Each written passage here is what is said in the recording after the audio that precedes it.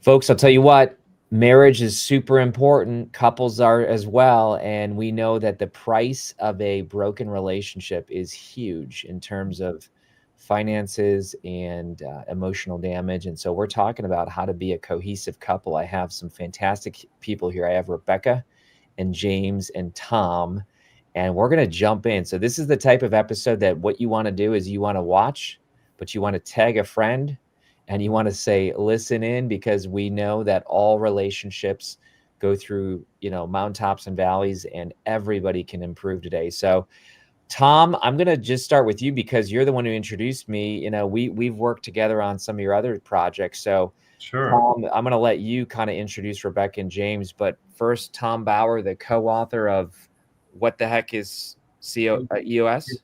Correct. Yes. So I co-authored What the Heck is EOS with Gino Wickman and a couple of other books. So I'm an author, a business coach, a regular just life coach, and speaker as well. Yes. And, I ran into Rebecca about 6 or 7 years ago now at EOS when she joined that group, and then subsequently met James. And they've been using the cohesive couple model themselves for about 7 years now. And we're like, hey, we think this is really cool. It's helped us a lot. We've learned a lot. How do we take it to other people around the world? Because look, relationships, I mean, even if you're successful in business, you'd be much more successful if you didn't have a really poor relationship, right? That's true. And those things are so intertwined. So I'm really happy to introduce my business partners, Rebecca and James Lockwood, who really started this whole thing and started putting the model together. And then together we figured out how to actually bring it to couples around the world. So James, Rebecca, why don't you guys introduce yourselves? Hi, how are you? Well, nice to see everyone. Yeah. Kary, you and I, we're both in strategic coach. And so I think that was one of the inspirations for where we are today, right? Between EOS and strategic coach. I was growing. I was in this community of amazing people. I was getting inspired by people wanting to do big things, and I wanted to do big things too. But one of our values was really having a stay-at-home parent. And so James is our CEO of Dad Operations. I love it. Himself. Yeah. And we really wanted to make sure that somebody was at home, taking care of the kids, and it wasn't just daycare. And that was really important to us. But what ended up happening was we were in two different canoes trying to do life together, but really disconnected. And bringing in a lot of those things really helped us, and it was the basis for the cohesive couple. That's so good. I'm excited to share that with you today. I love that. And James, good job for you, man. I know my wife has worked throughout our, raising our kids. And so when she go to work a couple days a week, I was the dad only part of the days of the week. And I know, like, that's intense, man. It definitely is. I think it's definitely the hardest job I've ever done, hands down. Yeah. And it's the most thankless job some days as well. And, that's right. But it's also the most rewarding. I think as I've leaned into the position of CEO of Dad Operations, I've really grown to appreciate the good. I mean, at the moment we're set up in Colorado where the kids are on the ski team. I got a little depressed this year that they actually ski better than I do. But it was just, I taught them how to ski. So really, it's just my knowledge has been passed on. And yeah, I love it. I love it. Well, you know what? We are fans of EOS and Strategic Coach. But I found it, the moment you said, Rebecca, I remember the first chat. I was in my office and you said, hey, I got this book. Think of it as an operating system for relationships and marriages. I'm like, oh my gosh, I get it. I get it so fast because every marriage has an operating system either by default or design. Tom, I see you resonating with that.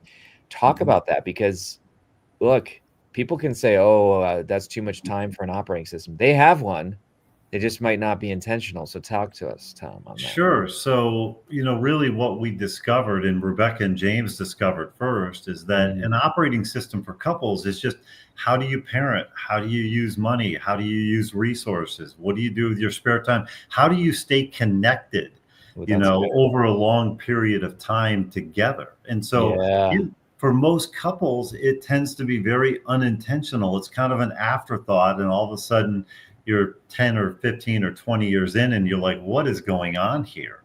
So, and I think Rebecca can really talk to how she saw, in her relationship, what she was using with companies, and started to bring that in and customize it to the relationship needs. So it's not a business system with business language, but a relationship system. Rebecca, James? Yeah, for sure. I mean, we were in definitely probably the firefighting system, right? Everything was chaotic, little kids, lots going on. And just taking the ability to step back, right? Look at our lives and say, what is working and what is not working? And how can we show up better and differently? And how can we get accountability? One of the things that I love about this system that we've created is we love to invest in our marriage. We do, we'll do some retreats. We do a lot of these things, but we would find that we'd get excited, we'd learn these things, and then we'd leave and nothing would happen, right? So the ability that every quarter we have this 90-day cadence to be able to look back, reset, reflect, and really stay accountable to the impact that we want to create in the world. I love that. I mean, a lot of the couples that come in also reiterate that. It's like they come to the quarterly reset with us, and then they say, like, we've done nothing, we failed this quarter. And it's like, no, you didn't fail, you showed up again. Like, this is the time to reset, recenter, and just, you've got another 90 days. And I think that's the huge difference in what we have, is that it's not just a one and done. It's a continuous process. The journey's never complete. I think that's important, because I tell people all the time that you're not going to get healthy by going to the gym once a year or even once a quarter. Like, you got to go to the gym multiple times a week or whatever. And I see what you're saying. Your operating system isn't just once a year, although the connections might happen once a quarter. I mean, you give people tools, and this book is a tool so that you can be actually improving it with easy, practical, simple shifts on a daily basis. What do you think? It's really been fun to build our community of couples as well. There's several couples in the community that have said, man, we've accomplished our 3-year picture, our 3-year vision. We've accomplished that in 18 months. So it's really powerful once you guys become aligned and you get your vision on paper and you know what's important to you. It becomes this North Star. Really helps you say no to stuff that isn't important, that you might not have been able to say no to before because you just didn't know. I actually joke about it as well and say that, rather than getting a crock pot for a wedding present, I would have loved a system like this. Like, it would have solved so many terrible evenings. Oh yeah. Yeah. This is like the cliff notes to a relationship. Yeah. I mean, it sounds like you are, think about it. Marriage is bringing two people with two different visions, two different backgrounds. I saw one time, I don't know, it was like a video or something, but it showed, not in a weird way, but it showed like 8 people in a bed. And the reason that it meant, let me explain.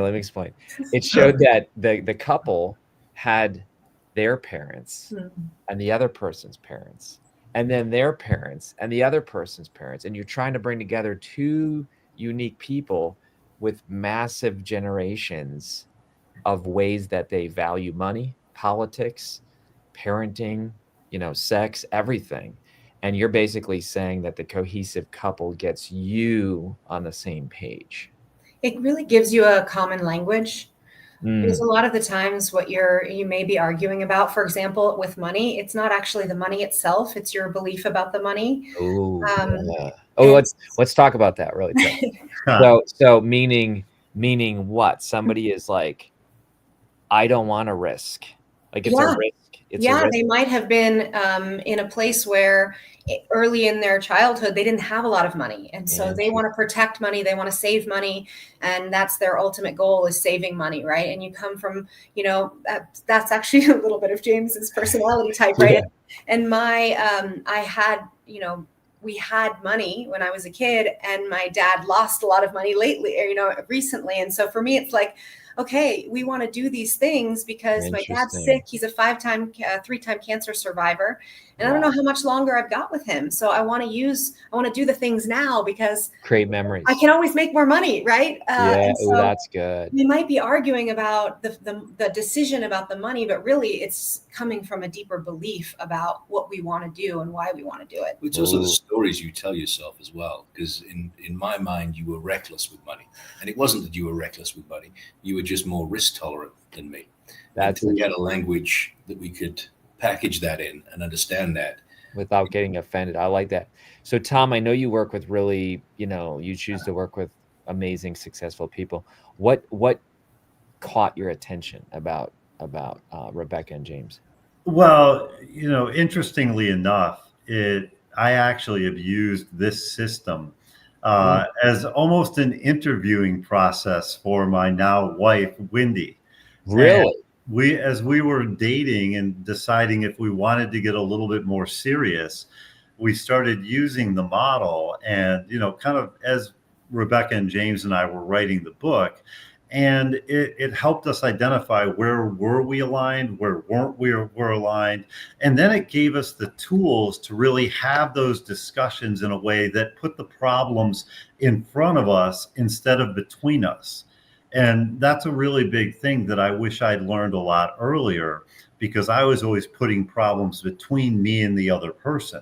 And now we put them in front of us to solve together. That's IP, man. I'm hearing IP right here, intellectual property.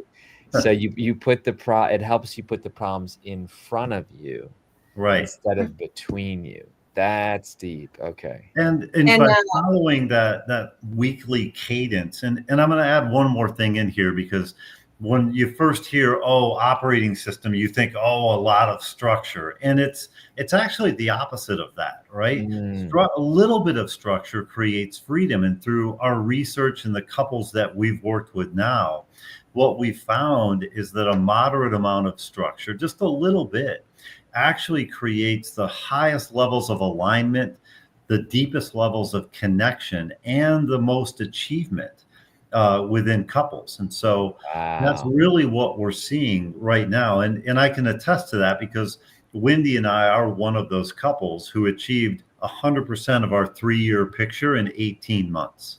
And the fact that he brought her to one of our workshops when they'd only been dating for less than a year, and she stayed, talking about 3 years and 10 years and vision. Wow. And it was less than actually 6 months when I brought her, but hey. Yeah.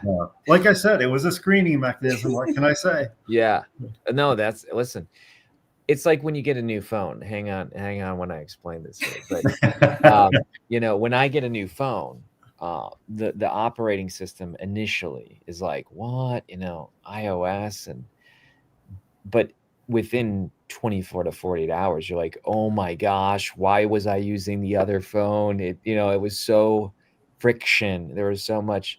So I'm hearing that maybe cohesive couple, you start with the book, you start trying on the exercises, and then in a short amount of time, you realize, wow, why did I ever not have this?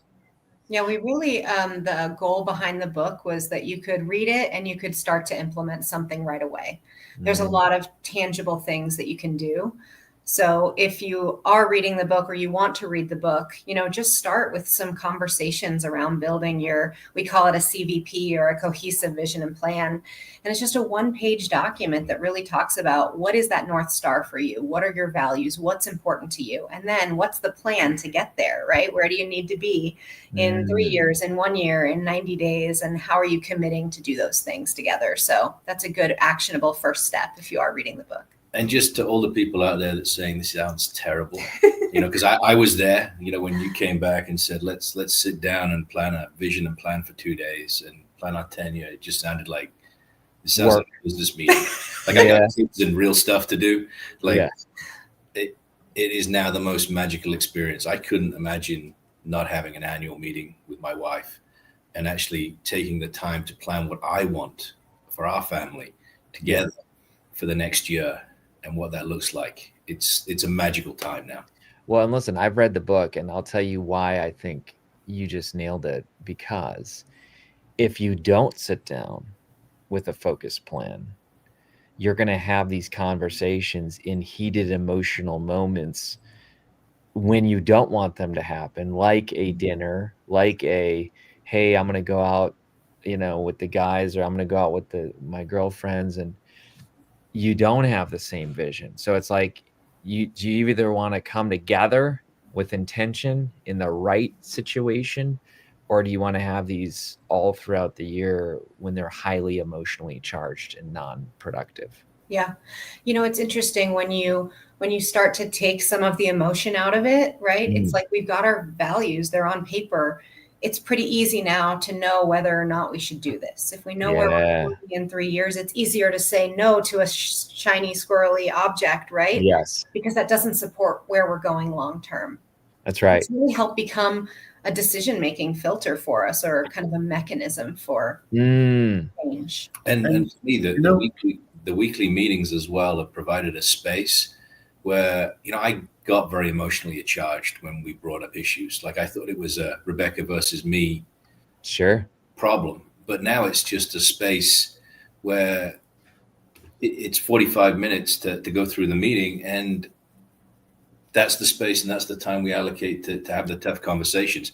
And I know once we leave that meeting, we're on the same page. We've had that discussion. Yeah. And now there's just executing it. I like that. Yeah, and I think that, Rebecca, you talked about kind of where to start, which is we hope you pick up the book and read it and just start some conversations. In fact, that's one of the things we've heard from the couples that we're coaching is this has just led to such meaningful and deep conversations, even though we've just started.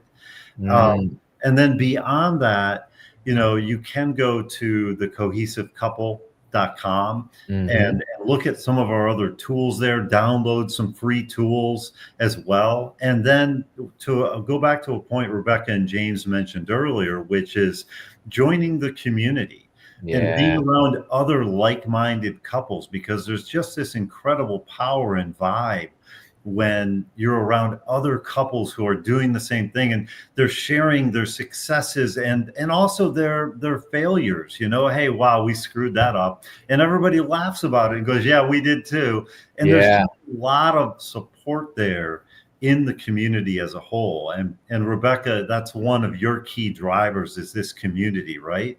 Yeah, as I was building the community, I really wanted to inspire people. So it's not just about amazing wins and getting inspired by our other couples, but it's also about bringing in new ideas, new people, new speakers, new assessments, new ways to think about things, giving you that even more shared language and understanding of each other. So it's been really fun. We have two ways to participate in the community. So one is actually entirely online digital. That's we lead weekly and monthly calls. We bring in speakers on a quarterly basis, which is fun. And then we also have our Thrive community, which is our more exclusive in-person experience. I love it. So you see yourself, James and Rebecca, really taking this to the world. Like what, Simon Sinek says, what's your why? I love how Tom shared your new wife is Wendy. Wendy with an I. So I love how you, I know what your why is, to keep growing with her. And I love how this actually became part of the connection there. But Rebecca and James, what is your why behind this for a global thing? I would love to help couples thrive together. I keep thinking about if James and I had some of these ways to communicate and some of these things earlier. We tell some of our story in the book, but we almost got divorced and we were just on very different paths. And ultimately we had a lot of the same goals and dreams, but we let them come between us, and we let it become a win-lose situation instead of a win-win situation. And so I'd love to help inspire other couples. I think the more you grow, the more you then have more you want to do and more impact you want to create. So helping couples do amazing things together and thrive. That's awesome.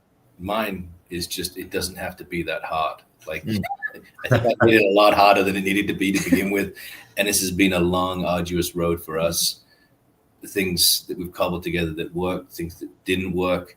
And this is literally just hitting the easy button and letting it happen. And it's just, from a non-believer again, it just works. And I couldn't imagine, like, when we don't have our weekly syncs, I know we haven't had them because there's things that need to be addressed. I don't feel aligned. I don't feel on track.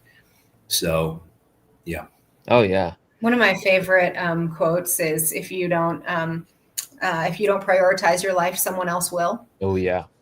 And I really believe that this is a way for the two of you to prioritize your life, what's really important to you, so that you can stay true to that. Because there's a million distractions out there, and it's only getting worse with the amount of distractions.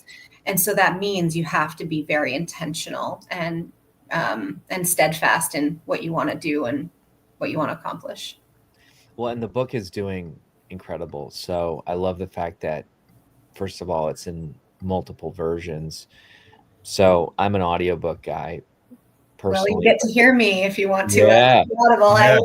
I recorded it myself. Oh, that's so good. So you can get it on audio. I did read an early copy though, and I loved it, and I think it's just fantastic. But I love the benefits: strong connection, fulfillment, and happiness. I mean, if you go to any couple on the planet and say, "Look, do you want these 4 things for your marriage?" I mean, I don't know any couple that's like, "No, I don't want a workable plan. I don't want more control and freedom." So, I mean, to me, it's a no-brainer getting the book, and then the community sounds incredible. So I love what, Tom, you said that, there's other people that are struggling with the same things you are. That's even a big thing, knowing you're not alone.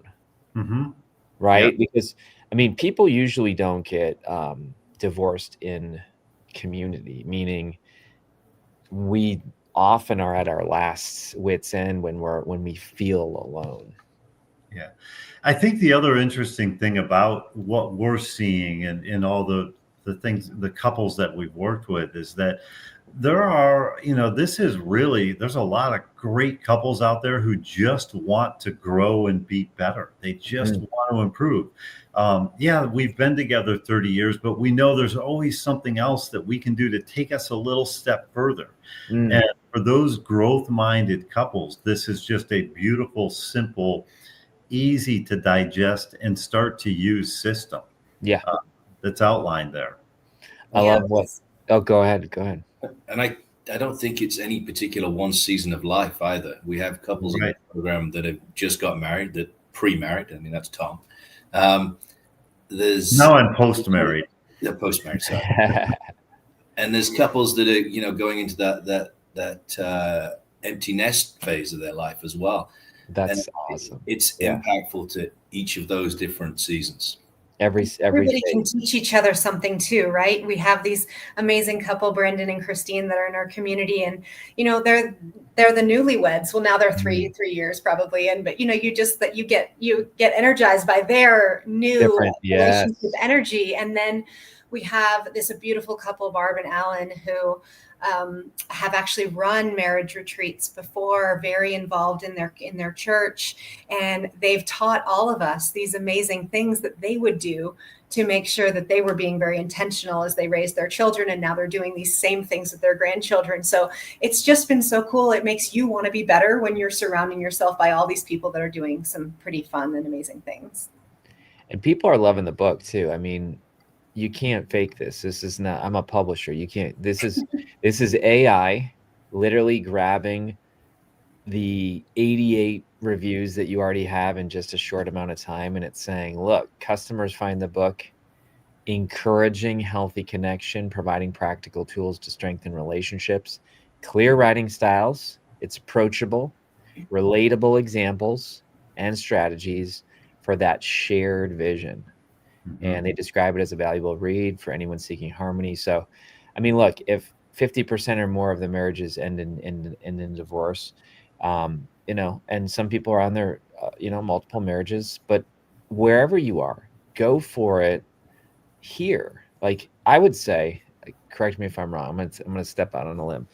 What if you're single? I mean, should you read this book in preparation? You know, it's so interesting that you say that. I handed this out, and I've handed this out to several of my clients, and a couple of them said, you know, I read your book, and I'm not with someone right now, but it's been so fascinating because I think I can use this in all of my relationships. It doesn't just have to be, you know, with my significant other, but it's really helped me get clear on what do I want to look for, right? Yes. So Tom mentioned it as a sort of a filtering mechanism, but I yes. think it starts, you know, any strong relationship, you have to be strong first before you can show up for your partner. Oh, that's I think good. that's been part of our journey as well, is it's not 50-50, right? You're 100-100. And that's what makes this amazing impact, is you have to be a whole strong person with a strong mindset and know where you're going in order to truly show up well for your partner. So I got to close with this story, and then we'll tell people your website again. There was a gentleman named Darren Hardy. You might have heard of him, but he was the editor at Success Magazine, and he said when he was single that he wrote a 40-page paper on the ideal woman he wanted to meet someday. And then he looked at that paper and said, well, gee, I'm never going to find that woman unless I write a 40-page paper on the guy I need to become to attract that woman. And that's kind of what I feel like your book is doing, whether you're married or single. It's like, how can you become the person that the other person, you know, wants to be with? And if both couples come to the table with that, magic. Wow. Yeah. Magic. Yeah, so, Chad Johnson was my coach in strategic coach, and he wrote a book kind of talking about how he had these goals of how to win a heart. Yes, how to win a heart. We published it. It's a beautiful book. It is good. And it sort of made me think of what you just said there. And I thought, man, I had no idea when I was getting married that that was a thing, you know. It was so interesting. I love Chad. We'll make sure to tag Chad.